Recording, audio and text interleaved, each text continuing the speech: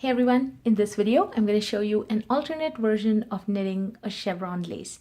I've posted another video of knitting a similar looking chevron lace, something that looks like this, which is a simpler pattern I think than this one. It is still a lace pattern, but it's definitely more simpler. So if you want to check that out, I'll give you a link right here as well as at the end of this video.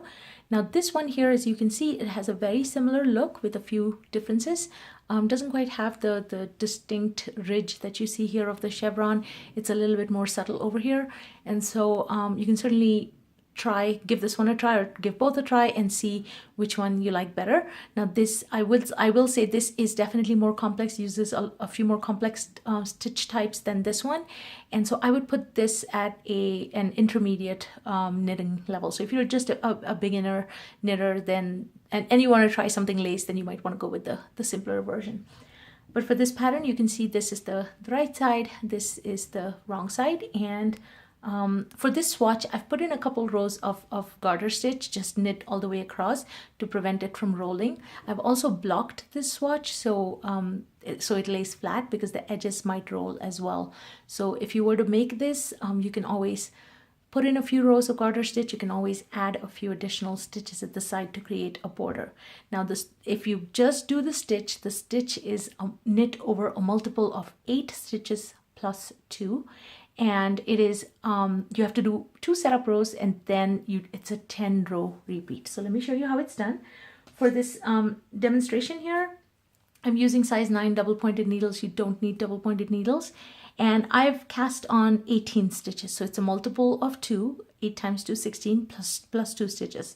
And I've just done a couple rows of knit to get myself started. You don't have to have these rows. Again, you can start the pattern right from the cast on edge, and that's fine, but note that it might roll inward a little bit. Okay, so the setup rows, you only have to do it once, starting with the first row. Now this will be the right side of the work, and for the setup row, you're going to knit the first stitch. Then starts your repeat. Your repeat is going to be knit 5 stitches, 2, 3, 4, 5. Then you bring the yarn over, so bring the yarn to the front, and then knit 2 together. We're going to knit these 2 stitches together, so insert through both loops, and then you just knit 1. So that is your repeat that you're going to keep doing throughout the needle till you get to the last stitch. So in my case, I only have to repeat it one more time. Let's see that one more time. Knit 5. Yarn over, knit 2 together, and then knit 1. And when you get to the last stitch, you're just going to knit it. Now for the second setup row, or setup row B, you're just going to purl all the way across.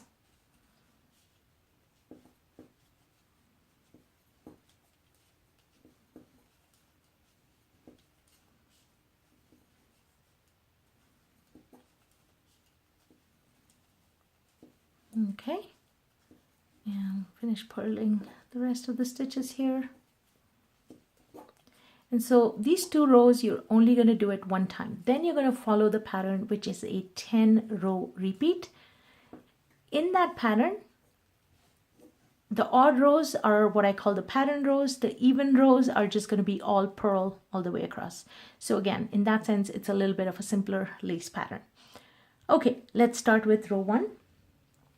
So for row 1, you're going to knit the first stitch. Then you're going to knit the next 3 stitches.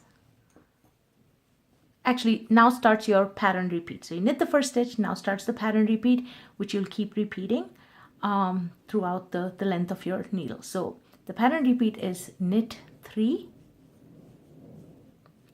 Then you knit 2 stitches through the back loop, and what that means is it's a knit 2 together, but instead of inserting the needle through the front 2 loops, you're going to be inserting them through the back 2 loops. So here's the first loop, here's the second loop. I'm going to insert it right there, knit it, and I'm going to drop both stitches. Okay, it gives me a left leaning decrease with a slight twist. All right. Then you bring the yarn over, yarn to the front, knit 1, yarn over, and now we do a regular knit two together. So just insert through the front loops and knit two together, and that's the repeat. So we'll do that repeat one more time. Knit 3, knit 2 through the back loop, yarn over, knit 1, yarn over, knit 2 together. You keep doing this till you get to the last stitch. The last stitch you're just going to knit. And then you purl all the way across for row 2.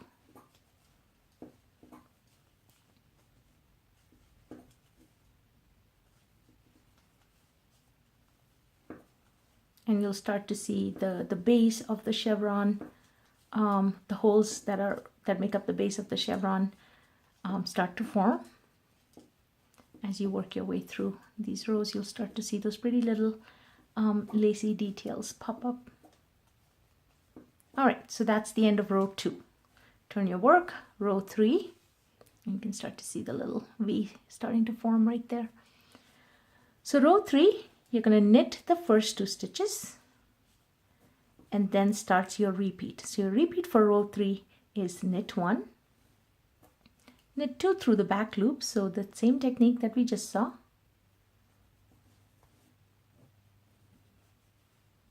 Yarn over, then knit 3, yarn over, knit 2 together. Okay, that's your repeat. So we'll do that one more time. Knit 1, knit 2 through the back loop, yarn over, knit 3, yarn over, and then you knit 2 together. And so for this row, your repeats will take you all the way to the end of the needle. You're not going to have that last stitch left. Okay, that's the end of row 3. We're going to turn and do row 4, which is just going to be a purl all the way across.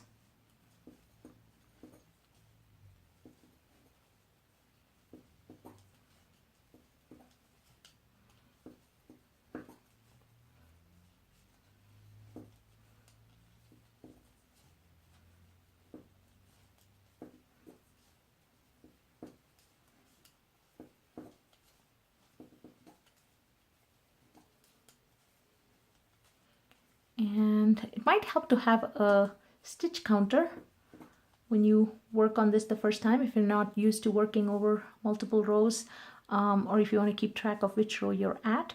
But in this case, the other way you can also tell is these bottom holes are formed from the very first setup rows that we did, which we only did one time. Then each time you do 2 rows, you form 1 hole. So here I can discount this one. We did this in the setup row. I can see that I did rows 1 and 2, and I did rows 3 and 4, which means now I'm at row 5. Okay, so for row 5, now this one is a little bit of a trickier row. You knit the first stitch, then starts your pattern repeat. Your pattern repeat is yarn over, then you knit 2 through the back loop, knit 2 together. So here you go. Okay. Now you're going to take that stitch that you just knit, the knit 2 together through the back loop, and you're going to bring it back onto the right needle. Okay. Now you're going to take this second stitch that is on this left needle, and you're going to pass it over this one. So this is a little bit unusual. Most times when we do the pass the slip stitch over, we pass it over from the right needle. We're going to do it on the left needle, but it's essentially the same technique. You're just now using you're just going to be using your right needle. So take your right needle, insert it into this second stitch. I know you'll say this is a stitch that we have not worked. It's a stitch on the left needle. That's fine. You're going to take that. You're going to pass it over this stitch, and then you bring the stitch back over. Now your yarn will still be attached to that last stitch that we had done. We'll see that one more time. All right, and then you bring the yarn over and knit 5. 3, 4, 5. Now that was the repeat. We'll see that one more time. here goes the repeat. Yarn over, knit 2 together through the back loop. Okay, you can drop both stitches. Then you're going to take that knit 2 together stitch that we just did, put it back on the left needle. Then you're going to take this second stitch that's on the left needle and pass it over this stitch. So insert, use your index finger to maybe hold on to this one and pass it over. And then you're going to bring that stitch back on. All right. And then you yarn over and knit 5. And you'll keep doing this repeat until you get to the last stitch, which you are just going to knit. So that was the slightly trickier row 5. And now we're going to turn and do row 6, which is just a purl.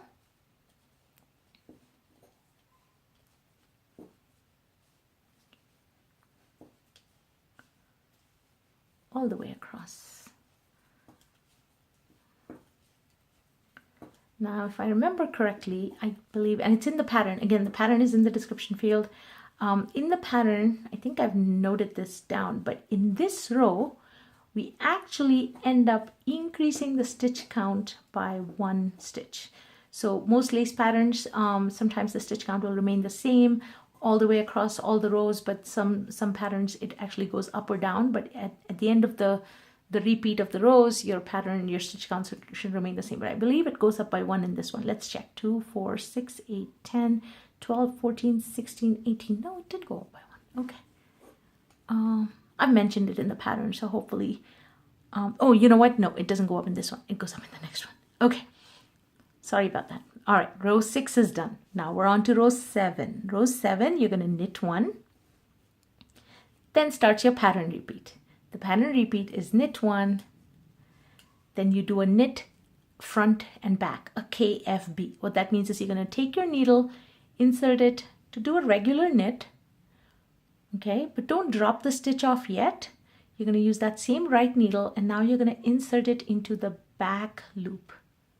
All right, of that same stitch, you're going to knit it one more time. So now you've knit in the front and in the back of that same stitch. So you've made 2 stitches out of 1 stitch. Now you drop it off. Okay, we'll see that one more time in the next repeat. All right, so you do the KFB and then you have to knit 6. So 1, 2, 3, 4, 5, 6. All right, there's the repeat. We'll do it one more time. Knit 1, then a KFB, insert, knit, don't drop the stitch, take that right needle, reinsert into the back loop of that same stitch, knit, and now drop the stitch. All right, KFB, and then knit 6. 1, 2, 3, 4, 5, and 6, and then knit 1. Now we'll actually have increased it for each 8 stitch repeat. We'll have increased it by 1 stitch. So I should be at 20 stitches right now. 2, 4, 6, 8, 10, 2, 4, 6, 8, 20. Okay, so yes, I've gone up by 1 stitch for each repeat that I have in there. So that's why when you're knitting this one, don't get scared or don't freak out if all of a sudden there's more stitches. It's intentional. All right, row 8, we just purl all the way across. We'll bring that stitch count back to the original stitch count in the next row. So the next row will be row 9, and then row 10 will just be purl. That'll be the end of the pattern repeat. And all stitches will come back to the right count. Okay, you can see the beautiful V is starting to form. And now we're on row 9. So row 9, it's a knit 1, then starts the pattern repeat, which is knit 2 together, just a regular knit 2 together, not through the back loop. Then knit 4.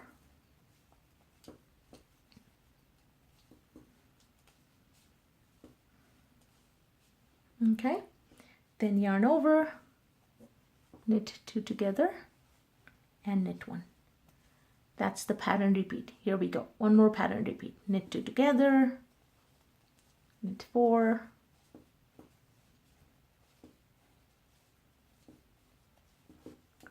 yarn over, knit 2 together, and then knit 1. You keep doing this pattern repeat till you get to the last stitch, which you're just going to knit, and then row 10 is just a purl all the way across. And so that is your pattern, your 10 row pattern that you will keep repeating for this version of the chevron lace. And again, it is a slightly more complicated version. It's got unusual stitches like the knitting together, 2 together through the back loop. That may not necessarily be as unusual, but then the whole bit about, you know, bringing the stitch back over, passing the slip stitch over, or passing the stitch over the knit 2 together stitch, that's a little bit different. So it's a little bit more challenging version of doing a chevron lace compared to the other one that I just showed you. And the other thing I wanted to point out is that, and it might actually look better if I showed you in the swatch. So here I've actually done the pattern repeat for 3 times. Okay, so with each pattern repeat, it actually ends right here. You still get this bottom hole. As you can see here, I've done a pattern repeat once, twice, and the 3rd time, and it's formed the bottom row of these holes. So if you want to end your pattern, or towards the end of your project, if you want to end it, then I would say end your pattern on row 8. Don't do rows 9 and 10, because if you do rows 9 and 10, you'll get this little bottom hole. But it got me thinking that it might be good for a project where you actually want these little eyelets at the top as your last row to maybe thread something there, or drawstring or something, you know, and make like a pouch or something like that. So if you want to do that, then that's a nice way to just get those last eyelets in the pattern. But anyway, I hope you give this one a try. I think they're both really pretty ways of making a chevron lace, although I will say definitely this one, for me, this one is much easier than this one, but this is fun because it just has more challenging steps and keeps you on your toes. So do give it a try. If you have any questions, leave them in the comments field, and thanks for watching. Subscribe to my channel and click the like button. I hope you liked the video. Happy knitting!